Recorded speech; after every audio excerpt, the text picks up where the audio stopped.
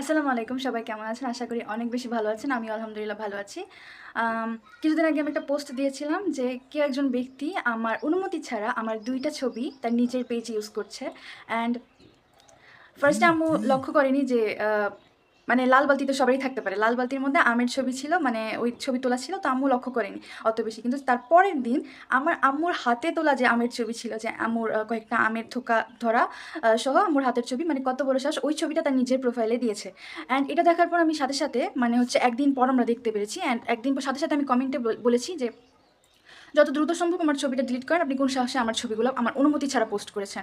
ওই লোকটা আমার অনুমতি ছাড়া পোস্ট করেছে। অ্যান্ড আমি যখন কমেন্টটা করেছি যে আমার অনুমতি ছাড়া পোস্ট করেছেন, এই ছবি যত দ্রুত সম্ভব ডিলিট করেন, সেই লোকটা আমার কমেন্ট ডিলিট করে দিয়েছে, পোস্ট ডিলিট করেনি। এটাতে আমি আরও বেশি মানে কি বলে যে, মানে বুঝতে পেরেছি যে জিনিসটা ওই ইচ্ছাকৃতভাবে করেছে। তার কারণ আমার কমেন্ট যেহেতু ডিলিট করেছে, সেই লোকটা পোস্টও ডিলিট করতে পারতো।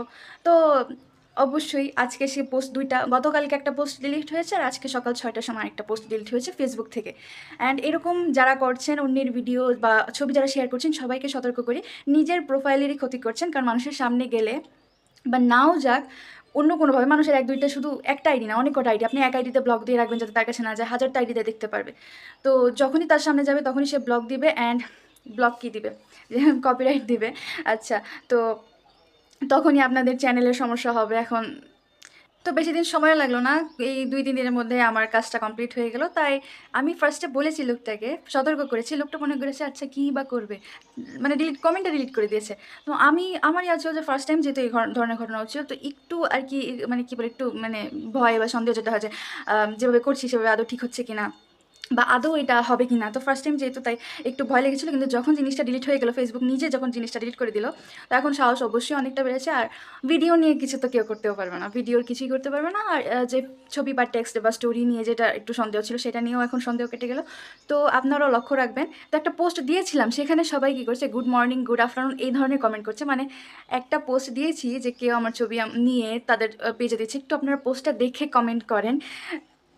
আপনারা ওই পোস্টের মধ্যে গুড মর্নিং, গুড আফটারনুন লিখে দিচ্ছেন, মানে হাস্যকর। আচ্ছা যাই হোক, কিন্তু আপনাদেরও যদি এরকম প্রবলেম থাকে, লাইক হচ্ছে আপনাদের ছবি কেউ আপনাদের অনুমতি ছাড়া নিজেদের পেজে মানে অন্যের পেজে ছেড়ে দেয়, তাহলে যদি নিজে ঠিক করতে না পারেন, তাহলে অবশ্যই আমার সাথে যোগাযোগ করবেন।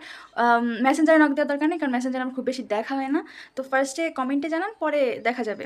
বা মেসেঞ্জারে যদি নকও দেন, তাহলে কমেন্টে জানাবেন, কারণ মেসেঞ্জারে বেশি দেখা হয় না। কিন্তু যদি এই ধরনের সমস্যায় ভোগান্তির শিকার হন, তাহলে অবশ্যই জানাবেন, কারণ এই জিনিসটা ঠিক করা দরকার। আমাদের আশেপাশে অনেকে অন্যের ভিডিও ইউজ করে, যেটা খুবই খারাপ। আমি গতকালকে বুঝি এতটা রাগ উঠেছিল। এমনি আমের ছবি, ওই বালতির ছবি নিলে আমার কিছু যায় আসতো না, আমার মায়ের ছবি নিয়ে নিয়েছে। মানে মানে যখন নিয়েছে আমার এতটা রাগ উঠেছিল না, এতটা রাগ উঠেছিল, মানে বুঝাতে পারবো না। অ্যান্ড পরে অ্যান্ড কাজটা কমপ্লিট হওয়ার পর ঠিক ততটাই শান্তি পেয়েছি আমি, যে ইয়েস, আমি পেরেছি।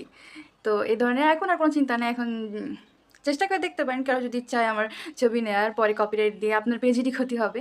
তো আর আপনাদের কারো হেল্প লাগলে অবশ্যই জানাবেন। আল্লাহ হাফেজ।